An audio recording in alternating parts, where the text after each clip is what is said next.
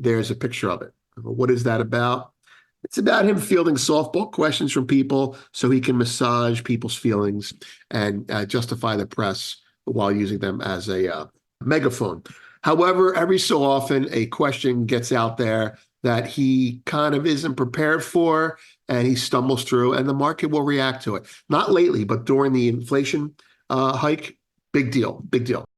Welcome to the Morning Markets and Metals with Vince Lanci, where each morning Vince brings you the financial and precious metals news to get you ready for your day. And now, here's Vince.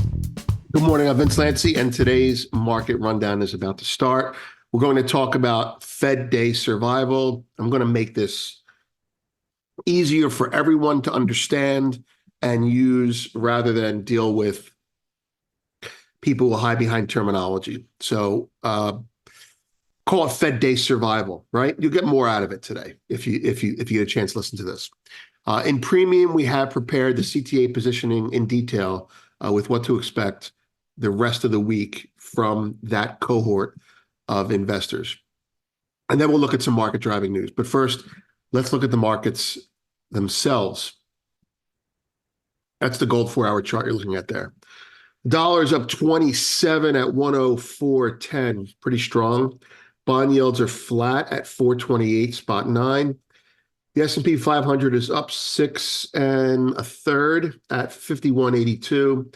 The VIX is 1387, a little bit higher, relatively firm, which is to be expected going into a Fed day.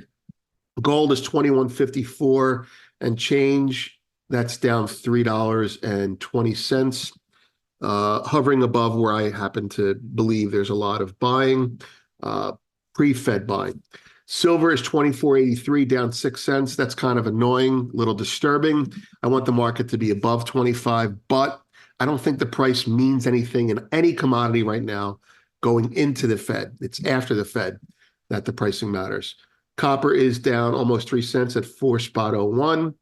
Bitcoin is trading 63 and change, up 12.58. Ethereum 32.67. That's a big sell-off there as well, up 105. Palladium and platinum are mixed. Palladium is 984 I should say, down $6. Platinum is 894, unchanged, slightly a little bit higher. Crude is 82.51 I should say, down 42 cents, another breather. They had closed higher yesterday again. Natural gas is down 1.6 cents, almost 1%. Be careful. Grains are mixed. Corn is down, soybean is up, and wheat is also down. Okay. Let's go to the main story. All right, so today is a Fed Day survival guide. Doing this now, you'll be able to get something out of it at 2 o'clock, other than, with all the talk about decisions and dot plots and QT and tapering. We're going to make it easy for you, okay? It's not rocket science. It isn't. It's like a lawyer trying to tell you something is more important than it is. It isn't. I'll show you how to read it.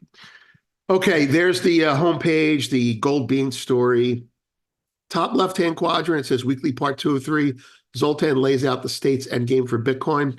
That's a previously premium post unlocked, and it's been unlocked because there's a lot of interest in the state's endgame for Bitcoin. That's been talked about, especially after that 400, Bitcoin spoof lower. I call it a spoof. So I thought, bringing out one of the few times that Zoltan really spoke at length about Bitcoin was appropriate. So we did a podcast on that. I unlocked that. Enjoy it, right? And then there's the big long, which people are very interested in, it seems. That's good. People are getting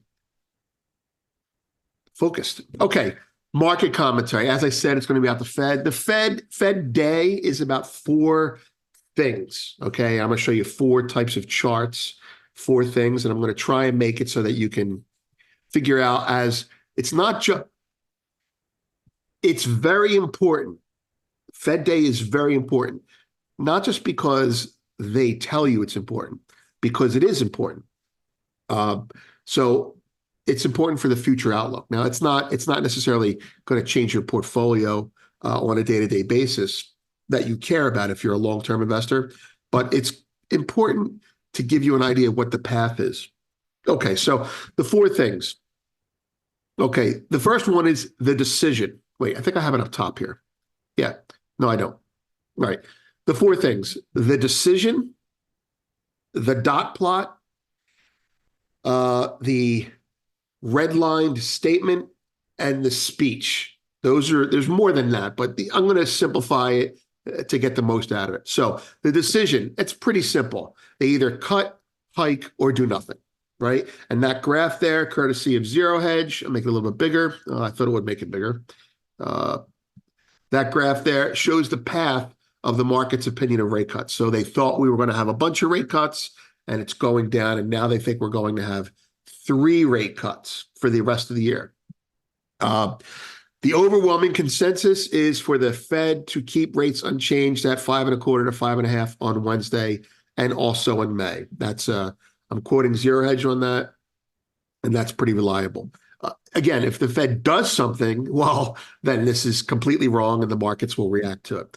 There's an extended comment on that. I'm not going to get into it now, except to say that's the part that everyone focuses on that is most predictable, and the Fed doesn't like a surprise on that. Second one is the dot plot, which can be important sometimes. Sometimes it's really not. But this week, this month, it's pretty important. It's the outlook for future action for the rest of the year. It's the glide path. So the market will focus on various things in the dot plot. This month, they're going to focus on, well, will the Fed continue to have 3 cuts, or will the Fed give a hint that they're going to have 2 cuts? And it is a statistical representation.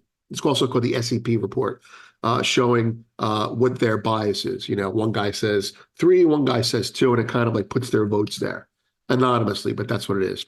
The market's focus, again, Zero Hedge, the market's focus will be on the accompanying dot plot with risks that the Fed may flip-flop again, this time hawkishly, and the 2024 median forecast may nudge higher to 2 cuts from December's 3 cuts. 3 cuts is lower, 2 cuts is higher, blah, blah, blah. Next thing is the written statement. The written statement is very nuanced if you're not familiar with it. Once you're familiar with it, you'll get it. They put out an official statement, and people look at the statement for word changes, right? And it's, very nuanced. If they've been saying there will never be a rate hike again for 10 months in a row, and then they say there probably won't be a rate hike again, that's a big change. So those words matter, and everyone tries to predict them. That's called the red line. Almost nobody gets it right. The last thing is the speech. The speech is typically the most boring if you know the business, but it's also the most enlightening if you don't know the business. So Powell speaks at 2:30 on the interest rate decision, and there's a picture of it. What is that about?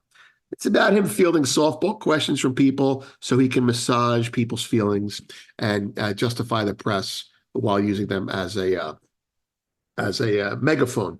However, every so often a question gets out there that he kind of isn't prepared for, and he stumbles through, and the market will react to it. Not lately, but during the inflation hike, big deal, big deal. So there you go. That's the Fed, right? The decision, will they or won't they? The dot plot, are they leaning towards more or less cuts, right? The statement, did they change any wording that contradicts what's just been said?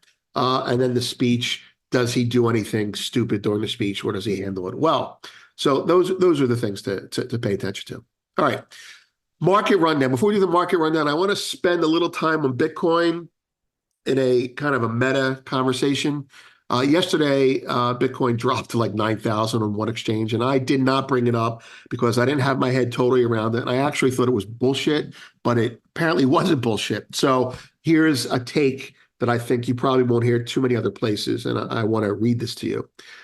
Bitcoin, Ethereum, the slam on BitMEX was completely unwarranted, but shows what someone will do to keep price down, just like metals. Who sells 400 Bitcoin at that hour? Metals people will understand. Who sells, 50 tons of gold at 6:05 p.m. on Sunday? It's the same thing, folks. New buyers, now, what the effect of this is, although it may not be obvious, new buyers are scared for the first time. All those corporations that bought it at 55, 60,000, they're going to be patient now. Smart buyers know more of this can come. That will be your hodlers, your stackers, right? Whatever you want to call them. They're like, okay, more of this can come. No big deal to us. The result will be lowered bids, patients returning to the market, and possibly a lower range is being determined to give them, the banks, time to buy what they need to buy for ETF buyers. Now, this is all opinion, but it's steeped in gold and silver history. So we have some good analysis on this space we'll be sharing later on today from a couple banks. And well, I mean, they think Bitcoin's going to 200,000. And, you know, I understand why they think that based on GLD, how people flow. It's a flow analysis. Okay. It's not a, I think Bitcoin is worth this. I think based on the amount of flows going into it, it's going to squish up to 200,000. And, you know, the answer will be probably lower than that because the banks are going to slow it down, but that's how it works. Okay. Bottom line for Bitcoin is a cornered TradFi rat will do desperate things. If you expect surrender, you are mistaken. Rationing of power, FUD, delay execution, fast markets. They have many tools to win. And if they lose, they will make sure they hurt you most. Lots of typos. I'll fix that later on. What am I referring to? I'm referring to who sold 400 Bitcoin at an illiquid hour. What kind of a moron would have enough money to own 400 Bitcoin and do that? Well, the same kind of moron that would sell gold through the IMF at 6:05 p.m. Okay? Selling 400 Bitcoin down gives them an opportunity to buy 400 Bitcoin. I would not be surprised. I'm not accusing, but I would not be surprised if they were trading with themselves on that. It's happened a lot. People think that doesn't happen. It happens all the time. You step it on the floor a lot. And finally, not only do you get it lower, of course, it doesn't go to 8,000. It's trading 63,000 now, but you make people pause and think. You kill the FOMO without killing the product. That's the idea. All right, so moving to the news. Meta says it's offered to reduce the price of its ad-free subscriptions. Yes, well, that's because you mispriced them too high, and we might be going into a recession, and that's called the advertising model. The government of Dubai, Saudi Arabia plans to create a fund of about $40 billion to invest in artificial intelligence. Expect to see Silicon Valley people move to where the money is. You know, Microsoft has hired Mustafa Suleiman, the co-founder of Google's DeepMind and chief executive of artificial intelligence startup Inflection, to run a new consumer source. So mega cap is getting more mega-ish, or the revolving door from one company to another is rotating. NVIDIA CEO Jensen Huang told CNBC's Jim Cramer on Tuesday that investments in artificial intelligence computing remain in the early innings, predicting years of growth ahead as the technology affects a range of industries, including healthcare. He's right, in my opinion, but saying that is not something I want to hear from the CEO of a company who trades in an asset, chips, which eventually are commoditized. So it's a little bit, Kathy Wood, right? Chipotle Mexican grill stock rose more than 2%. They might do a 50-to-1 split, which is the democratization of gambling. Geopolitics, most of it that I think is significant, if at all, is related to the South China Sea. There are things that you can read there on your own. One of the things is the U.S. is now talking openly about its hypersonic capability. It's like the space race all over again. Anyway, data on deck today. You can see, as I said, 2 p.m. Fed Open Market Committee interest rate decision at 2:30. The Fed will have their conference. Tomorrow's jobless claims and PMI. Take a quick look at the charts. There's gold, 4-hour range. Let's go to the daily, just a quick one here, right? This is the range. This is the pre-Fed range, right? The buying is here. The selling is here. The selling is here. The buying is there. Buying above, selling a little bit under that, buying inside, selling under that. And that's how it works. That's what's going on. Silver, as I said, I'm not happy about this not being below 25, but As long as we're, let's say, above 2450, Fed news notwithstanding, then we're still healthy. I don't think it's a bad thing to be working in here. I think I'm getting a little bit ahead of myself, getting all nervous. That's my own scar tissue showing. Anyway, I'm Vince. Have a great day. Thanks for watching this morning's Markets and Metals Update with Vince Lanci. Brought to you each day by Miles Franklin Precious Metals, where this week pre-1933 $20 gold Liberty coins are only $65 over spot per coin. Call Miles Franklin at 833-326-4653 to get your pre-1933 gold now, and we'll be happy to answer any questions you have and get you any of the gold or silver that you need. Please note that this video is not intended as legal licensed financial trading advice and is to be used for informational purposes only. Please contact your financial advisor before making any decisions, and thanks for watching.